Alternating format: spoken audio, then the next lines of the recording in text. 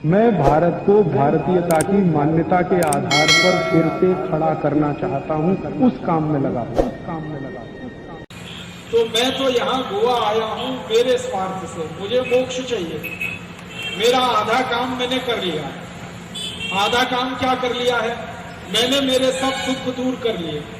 ना मुझे दैहिक दुख है, शरीर का कोई दुख नहीं है, कोई बीमारी नहीं है। ना दैविक दुख है, भगवान का दिया हुआ कोई दुख नहीं है। ना कोई भौतिक दुख है मुझे। तो दैहिक, दैविक, भौतिक, ये तीन तरह के दुखों से मैंने अपने को मुक्त कर लिया। अब मेरा आधा काम बचा है। मैं दूसरों को भी इन तीनों दुखों से मुक्त करा दूं तो मेरे स्वर्ग की सीट पक्की है। मुझे लोकसभा की सीट नहीं चाहिए, राज्यसभा की भी नहीं चाहिए। ये लोकसभा राज्यसभा की सीटें तो क्षणिक हैं, 2-4 साल की हैं। मुझे स्वर्ग की सीट चाहिए जो पक्की है, और स्वर्ग जाना है। अब स्वर्ग जाना है तो मुझे आपकी मदद चाहिए। आप क्या मदद करेंगे? जल्दी से आप सब अपने दुखों को दूर कर लीजिए, तो मैं भगवान जी के यहाँ एप्लीकेशन देना चाहता हूँ।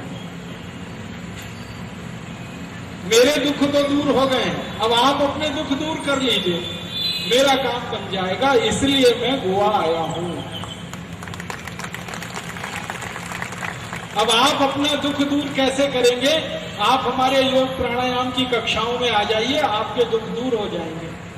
तो जैसे ही आपके दुख दूर होंगे, मेरे स्वर्ग की सीट पक्की है, मैं चला जाऊंगा स्वर्ग, फिर आपकी भी सीट पक्की करा दूंगा। एक बार मैं तो पहुंच जाऊं, फिर जगह बना लूंगा आपके लिए। और आपकी सीट कैसे पक्की होगी? आप किसी दूसरे का दुख दूर करा देना। आप योग प्राणायाम सीख के अपना दुख दूर कर लेना, फिर दूसरों के दुख आप दूर करा देना, तो आपकी भी स्वर्ग की सीट पक्की है। तो मैं स्वर्ग पहुंच गया, आप भी स्वर्ग आ जाना मेरे पीछे पीछे, हम सब वहीं इकट्ठे हो जाएंगे। और सुना है स्वर्ग में कुछ काम नहीं है, दिन रात सब खाली बैठना पड़ता है। तो दिन रात खाली बैठ के क्या करेंगे? वहीं योग प्राणायाम की कक्षाएं लगाएंगे, इंद्र को सिखाएंगे, उसके चेले चपाटों को योग प्राणायाम सिखाएंगे। ये करना है हमको, और इसी के लिए भारत स्वाभिमान का अभियान है। और भारत स्वाभिमान का अभियान इस परंपरा को सार्थक बनाने के लिए है। सर्वे भवन्तु सुखिनः, सर्वे सन्तु निरामया, सर्वे भद्राणि पश्यन्तु, मा कश्चित् दुःखभाग् भवेत्। आप योग सीखें, प्राणायाम सीखें, अपने जीवन को निरोगी बनाएं, स्वस्थ बनाएं। ऐसी भावना लेकर मैं आपके पास आया। ईश्वर आपको इसमें जरूर मदद करेगा अगर आप मन में संकल्प लेकर आगे बढ़ेंगे। एक छोटी सी आखिरी बात आपसे और करनी कि योग प्राणायाम सीखकर आप अपने को स्वस्थ बनाएं, निरोगी बनाएं। आयुर्वेद हमारे देश में एक बड़ा पुराना चिकित्सा शास्त्र है जो ये कहता है कि कोई भी व्यक्ति चाहे तो जीवन भर सुखी रह सकता है, निरोगी रह सकता है, रोग मुक्त रह सकता है। तो जीवन भर कोई व्यक्ति निरोगी रहे, सुखी रहे, निरोगी रहे, सुखी रहे जीवन भर, इसके लिए हमारे देश में चिकित्सा शास्त्र है जिसका नाम है आयुर्वेद। योग और प्राणायाम आयुर्वेद का ही सहयोगी है। तो मैं आप सभी गोवा के नागरिकों को आयुर्वेद चिकित्सा शास्त्र के 2-3 सूत्र कहना चाहता हूं, जिनको आप अपने जीवन में अपनाएं और हमेशा के लिए आप निरोगी हो जाएं। आयुर्वेद पूरी दुनिया का अकेला चिकित्सा शास्त्र है जो ये कहता है कि किसी भी व्यक्ति को रोगी होने की आवश्यकता ही नहीं है, हर व्यक्ति निरोगी हो सकता है। तो आप बोलेंगे क्या करना है? इसके लिए अपने जीवन में एक बात को ध्यान रखना है कि आपके शरीर में वात, पित्त और कफ, ये 3 तरह के कषाय हैं, इनको संतुलित रखिए तो जीवन में कभी कोई रोग आएगा नहीं। वात, पित्त, कफ, तीनों को अगर आपने संतुलित कर लिया तो आपके जीवन में कभी बीमारी आएगी नहीं, रोग आएगा नहीं। योग प्राणायाम करें वो तो अच्छी बात है, इसके साथ बोनस की बात बता रहा हूं आपको। योग प्राणायाम समझ लीजिए सैलरी है और आयुर्वेद बोनस है। इस बोनस में 2-3 बातें हैं, वो ध्यान रखें। जीवन भर वात, पित्त, कफ आपका संतुलित रहे तो क्या करें इसके लिए? तो आयुर्वेद चिकित्सा शास्त्र में कहा गया कि बात को जिंदगी भर संतुलित रखने के लिए शुद्ध तेल खाएं। जो तेल आप खाते हैं वो शुद्ध खाएं। तेल कौन सा खाते हैं? हो सकता है आप नारियल का तेल खाते हो सकता है मूंगफली का शेंगदाने का तेल खाते हो सकता है आप तिल का तेल खाते हो सकता है आप सरसों का तेल खाते हो। कोई भी तेल आप खाते हो वो शुद्ध खाएं। जीवन भर बात आपका संतुलित रहेगा शुद्ध तेल खाने से। तो आप बोलेंगे ये शुद्ध तेल और अशुद्ध तेल का क्या अंतर है? ये शुद्ध तेल और अशुद्ध तेल का मामूली सा अंतर है, और वो मामूली सा अंतर है वो ये कि आप जो बाजार से तेल खरीद कर लाते हैं वो डब्बा बंद है, और ये जो डब्बा बंद तेल है इसको आजकल कहते हैं रिफाइंड तेल, डबल रिफाइंड तेल, ट्रिपल रिफाइंड तेल।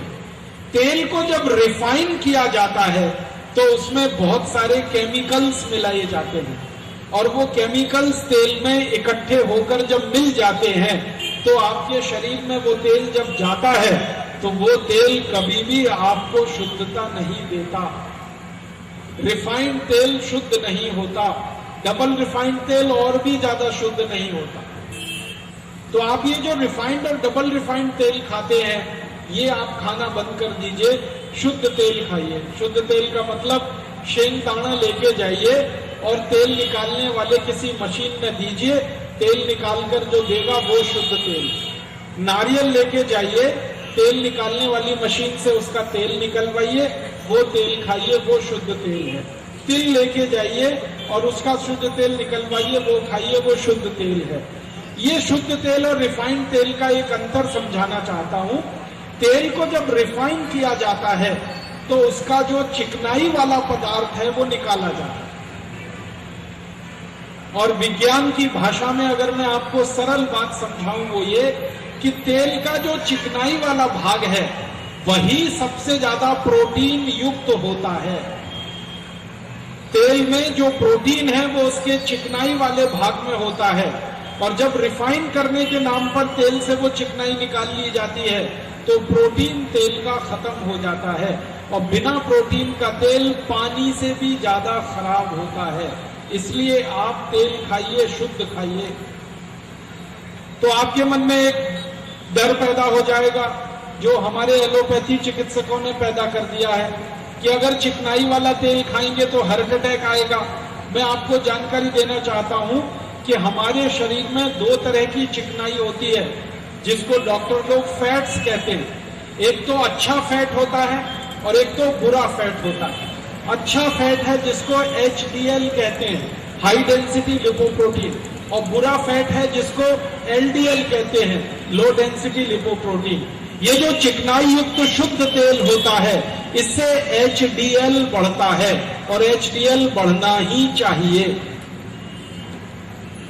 और ये रिफाइंड और डबल रिफाइंड तेल होता है, इससे LDL और VLDL बढ़ता है, और LDL कभी भी नहीं बढ़ना चाहिए। तो आप अगर शुद्ध तेल खाएंगे तो HDL अच्छा रहेगा, और जिनका HDL अच्छा रहता है उनको जिंदगी में कभी हार्ट अटैक नहीं आता, कार्डियक अरेस्ट नहीं होता, ब्रेन हेमरेज नहीं होता, पैरालिसिस नहीं होता, BCO नहीं, 80 बीमारियों से आप बचते हैं अगर HDL आपका ठीक है तो शुद्ध तेल खाइए, HDL अच्छा रहेगा। और शुद्ध तेल आप जानते ही हैं, अपना शेंगदाना ले जाइए, अपना तिल ले जाइए, सरसों ले जाइए, मशीन में निकलवा कर उसको ले आइए। ये एक सूत्र मैंने कहा आयुर्वेद का। दूसरा सूत्र आपसे कहना चाहता हूं कि जिंदगी भर पित्त आपका खराब ना हो इसके लिए देशी गाय का घी खाइए। देशी गाय का घी। देशी गाय और विदेशी गाय दो तरह की गाय होती है हमारे देश में। विदेशी गाय माने जिसके पीठ में कंधा नहीं होता, जिसकी पीठ एकदम सपाट होती है, उस गाय का घी कभी भी मत खाइए। देशी गाय का घी खाइए।